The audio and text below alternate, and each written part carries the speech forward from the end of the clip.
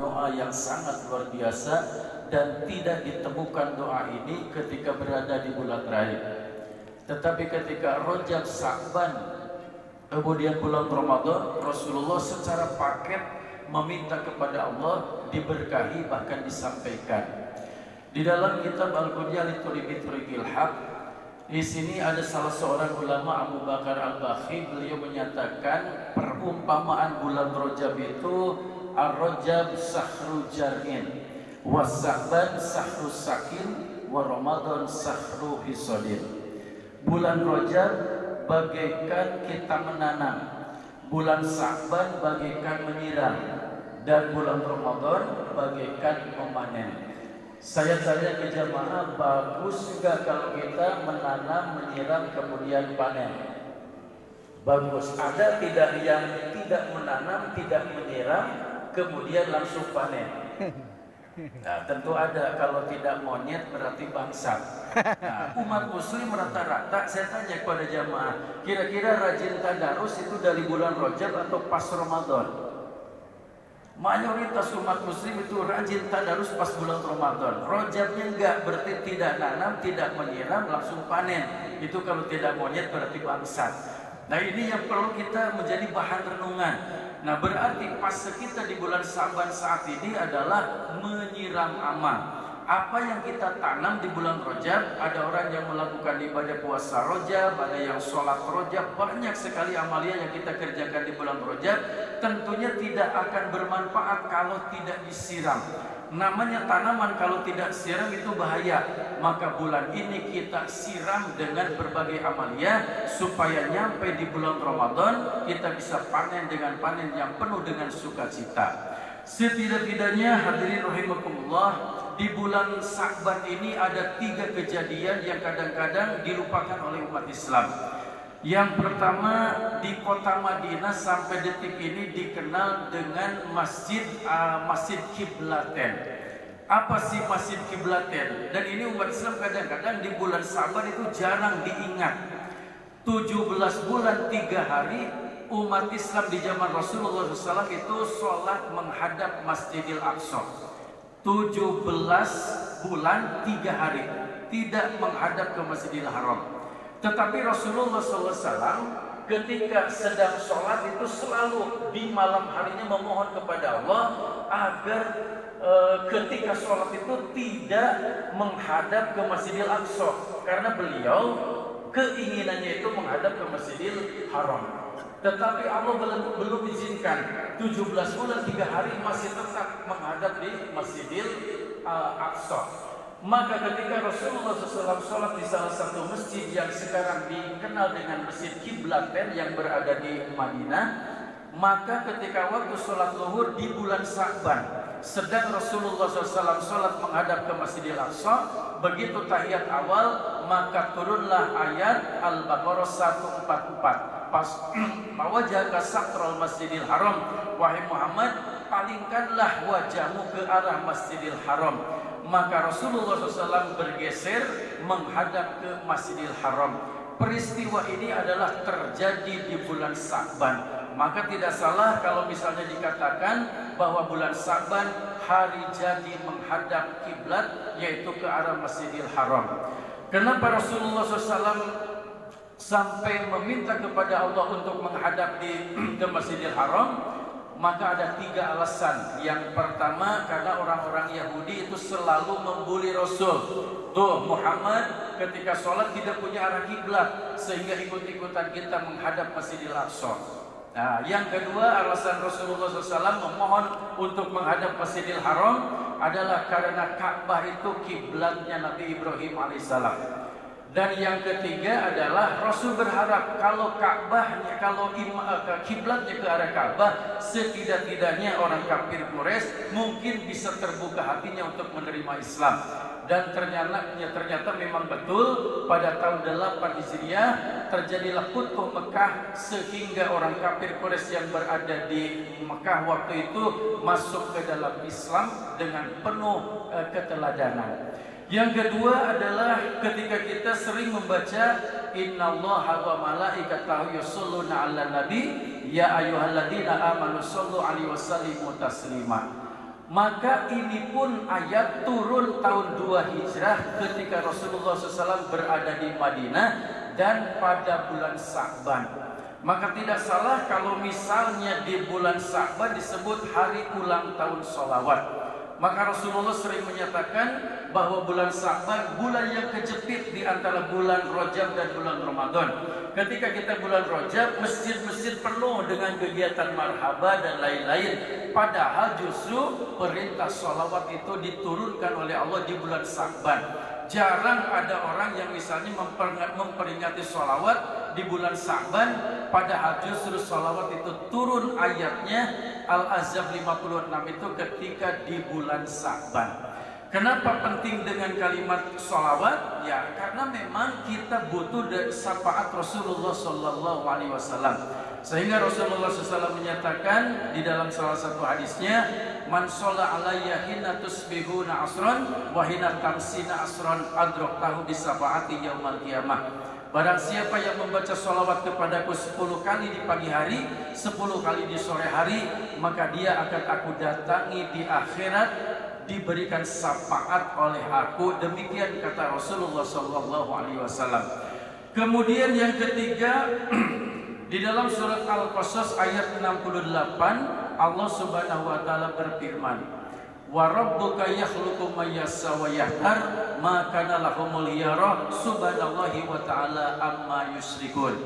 Allah yang menciptakan kita dan Allah yang menetapkan pilihan kita.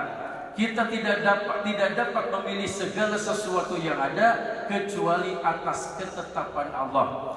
Sehingga ditafsirkan oleh Syekh Abdul Qadir Al-Jailani di dalam kitab Al-Bunya li Thariqit Thariqil Haq, "Falillahi taram min kulli syai'in arba'ah wa minal arba'ah wahidah." Sesungguhnya Allah memilih dari segala sesuatu 4 yang terbaik, dan dari 4 yang terbaik 1 yang paling baik. Ya, salah satu contoh misalnya jodoh. Saya tanya ke bapak-bapak yang hadir, ada tidak yang lebih cantik dari istri kita di dunia? Banyak. Sedikit atau banyak? Kenapa tidak dipilih? Kenapa tidak dipilih? Bukan karena jodoh kita belum tentu daeken. Nah, ini adalah ketetapan Allah. Jadi banyak orang ada kadang-kadang suaminya ganteng, istrinya hancur, banyak. Ada istrinya cantik, suaminya hancur juga banyak. Karena memang ini ketetapan Allah. Ternyata Allah memilih. Walillahi tarum min kulli syai'in arba'ah. Kita cek satu-satu. Bukan sekedar makhluk, termasuk gunung, termasuk sungai itu dipilih oleh Allah dan ditetapkan ada sungai yang terbaik. Yang pertama misalnya, wa minal malaikah. Dari seluruh malaikat yang ada, jumlahnya luar biasa banyak. Dipilih malaikat terbaik itu hanya 4. Yang pertama malaikat Jibril, yang kedua malaikat Mikail, yang ketiga Israfil, yang keempat Ajrail. Wahtar minal arba'ah wahidah. Dipilih dari yang 4 itu 1 rajanya malaikat, yaitu malaikat Jibril alaihissalam. Wa minal anbiya, dari kelompok nabi jumlahnya luar biasa banyak. 124.000 jumlah nabi, 313 jumlah rasul. Yang wajib kita hafali, yang wajib kita hafal hanya 25. Coba kita, karena yang 25 ini wajib hafal. Nomor 1 Nabi Adam, 2 Idris, 3 Nuh, 11 Lali. Nah, ini sudah layak masuk neraka. karena nomor 11 Nabi tidak hafal. Ini yang 25 itu wajib hafal. Untung bapak-bapak, ibu-ibu tidak wajib hafal 124.000. Jujur saya juga nggak hafal. 313 saya nggak hafal. Kalau yang 25 insya Allah. Hati-hati, dari 25 ternyata dipilih oleh Allah 4 nabi terbaik. Walillahi tarum min kulli syai'in arba'ah. Dipilih 4 nabi terbaik, dan dari 4 nabi terbaik itu 1 yang paling baik. Yang pertama Nabi Ibrahim alaihissalam, yang kedua Nabi Musa, yang ketiga Nabi Isa, dan yang keempat Nabi Muhammad sallallahu alaihi wasallam. Wahtar minal arba'ah wahidah. Maka Allah pilih raja nabi, yaitu Nabi Muhammad alaihissalam. Timbul pertanyaan, kenapa Rasulullah SAW menjadi nabi yang terbaik, menjadi rajanya para nabi? karena beliau diberi mukjizat yang berlaku untuk dirinya, berlaku untuk umatnya, manfaat di dunia, manfaat di akhirat, yaitu Al-Quran. Saya tanya bapak-bapak, ibu-ibu, manfaat tidak Al-Quran bagi Rasul? Manfaat. Bagi kita manfaat. Di dunia bermanfaat, di akhirat pun sama. Sampai Rasul menyatakan, Iqra'ul Quran, fa'inal Quran yati yaumal qiyamati syafi'an li ashabih. Bacalah oleh kalian Al-Quran, karena Al-Quran akan datang di akhirat menjadi syafaat bagi siapa saja yang mau membacanya. Jadi mukjizat Rasul secara fisik banyak. Rasul pernah mengeluarkan air dari telunjuknya, dan itu dipandang air terbaik yang ada di dunia. Nah, dan itu hanya sekali terjadi. Al-Quran bermanfaat bagi beliau dan bagi umatnya, bandingkan dengan nabi yang lain. Contoh, misalnya Nabi Isa alaihissalam. Di antara mukjizat Nabi Isa bisa menghidupkan orang mati. Saya tanya Bapak Ibu, bisa tidak diwariskan ke umatnya?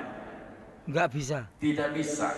Kalau diwariskan ke Pak Atus yang lagi ceramah, bahaya atau tidak? Bahaya. Oh, bahaya Pak. Bahaya banget. Kalau saya diberi mukjizat bisa menghidupkan orang mati, saya akan berhenti ceramah. Itu saya akan berhenti ceramah di depan rumah saya, langsung saya pasang plang, menerima jasa menghidupkan orang mati. Kira-kira laku atau tidak? Udah pasti laku Pak. Saya dapat uang atau tidak? Banyak. Pasti wani piro, pasti gitu. Mukjizat Nabi Isa hanya berlaku bagi Nabi Isa. Yang kedua contohnya Nabi Musa. Beliau dikasih mukjizat, tongkatnya dipukul ke air laut, maka jadi daratan. Itu hanya satu kali Pak, tidak bisa diulang. Kalau Al-Quran bisa diulang-ulang mukjizatnya, tapi kalau mukjizat Nabi lain hanya berlaku satu kali. Nabi Isa pun menghidupkan orang mati hanya satu kali. Ya, sebagai pembuktian bahwa dia seorang Nabi. Dan Nabi Musa pun sama satu kali. Itu kan dipukul oleh tongkatnya dan lautan menjadi daratan. Tidak bisa tidak berlaku untuk umatnya. Saya tanya, kalau lautan, kalau mukjizat Nabi Musa diberikan kepada saya, kira-kira bahaya atau tidak? Bahaya banget. Bahaya Pak. Kalau saya masuk main di Pangandaran, takol pada Pangandaran jadi daratan. Ulin ke Sukabumi di takol jadi daratan. Samimu laut di dunia beliau. Pasti nu komplain di Roro Kidul, sabab terbuka tempat. Nah inilah makanya Rasulullah SAW menjadi nabi yang paling istimewa. Karena mukjizatnya Al-Quran berlaku untuk kita, berlaku untuk semua umat muslim, baik di dunia maupun di akhirat. Wa minas sahabah, ternyata sahabat pun di-ranking oleh Allah.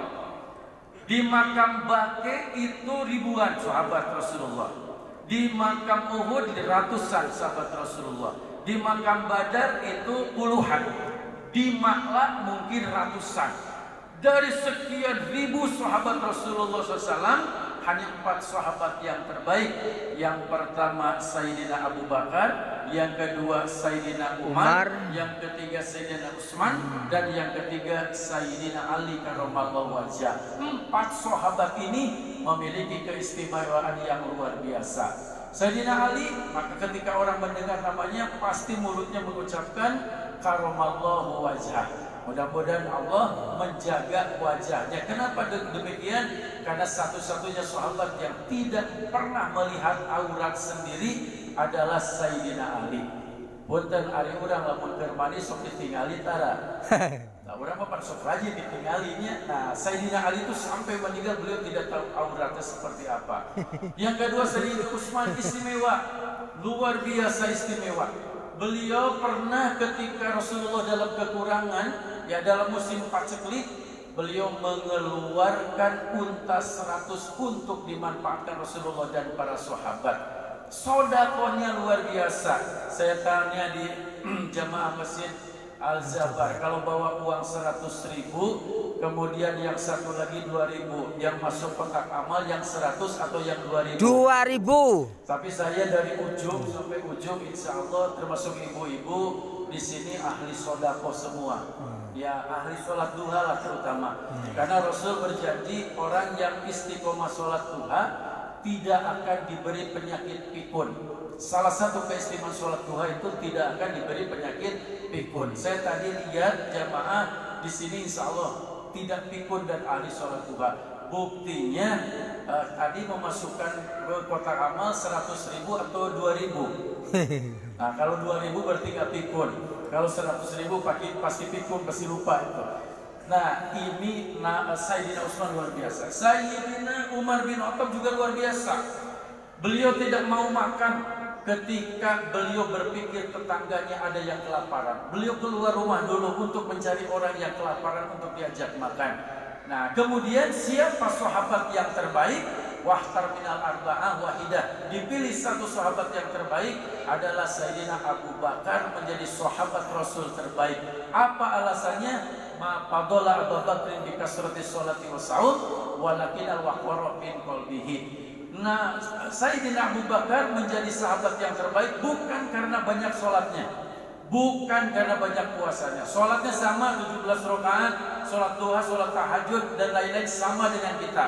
Kemudian puasa Ramadan 1 bulan sama dengan kita. Sunat Senin Kamis 13, 14, 15 sama dengan kita. Yang membedakan walakina waqara min qalbihi, hatinya Abu Bakar tidak pernah lupa kepada Allah Subhanahu wa taala.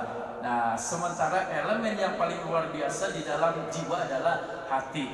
Kemudian gunung. Nah, wa minal jabal. Gunung itu ada rankingnya. Ya mungkin ini jarang didengar. Ada 4 gunung terbaik di dunia. Dari Bandung tidak ada perwakilan satupun. Gunung Manglayang, itu Gunung Galunggung begitu masuk.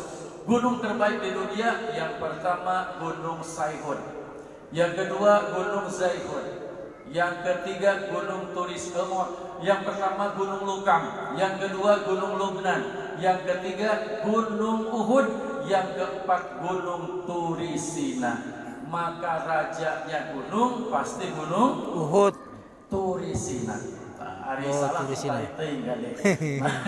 Jadi rajanya gunung itu Gunung Turisina. Tapi Gunung Uhud memiliki keistimewaan karena satu-satunya gunung yang ada di surga nanti adalah Gunung Uhud. Jika kita perhatikan Gunung Uhud, gunung terbesar, gunung batu terbesar yang ada di dunia, beratnya luar biasa. Dan kita bisa mendapatkan satu pahala amal kata Rasulullah seberat 2 kali Gunung Uhud dengan amal yang tidak berat, yaitu sholat jenazah. Maka kalau kita melakukan sholat jenazah, pahalanya sebesar Gunung Uhud. Maka kalau di kampung, kalau sholat Jumat disuruhkan karena Allah nggak tepan goib kamu bapak anu saat sholat Jumat. Punten bapak-bapak anu bubar jeung sholat seueur mana? Yang bubar dengan yang sholat banyak yang mana? Bubar. Kadang-kadang yang bubar lebih banyak. Nah itu beliau tidak tahu. Justru kalau saya berharap setiap hari di kampung saya ada yang meninggal dunia. Jadi kalau saya sholat jenazah berarti satu beratnya sama dengan Gunung Uhud. Kalau nggak ada yang meninggal berarti kita tidak bisa sholat jenazah. Dan ini Gunung Uhud istimewa. Tapi rajanya gunung terbaik itu Turisina. Wa minal anhar, dari sungai. Ternyata sungai pun ada rankingnya. Sungai Cikapundung termasuk. Nah ternyata yang masuk di dunia yang terbaik itu hanya 4. Yang pertama Sungai Saihun, yang kedua Sungai Zaihun, yang ketiga Sungai Nil, dan yang keempat Sungai Efrat. Maka rajanya sungai adalah Sungai Efrat. Nah ini di-ranking oleh Allah. Terakhir, ternyata Bapak Ibu hadirin sekalian, kalimat dzikir yang biasa kita ucapkan itu pun ternyata ada rankingnya. Sholawat, saya pernah baca di dalam salah satu literatur ada 200.000 jenis sholawat. Ayat Al-Quran luar biasa banyak, 6.326 ayat. Maka Bapak Ibu hadirin, dari sekian kalimat-kalimat dzikir yang terbaik hanya 4. Yang pertama Subhanallah, yang kedua Alhamdulillah, yang ketiga Allahu Akbar, dan yang keempat La ilaha illallah. Wahtar minal arba'waidah. Maka dipilih oleh Allah satu rajanya dzikir, yaitu La ilaha illallah. Afdhalul dzikri la ilaha illallah. Lalu apa keistimewaan daripada dikir-dikir yang 4 ini?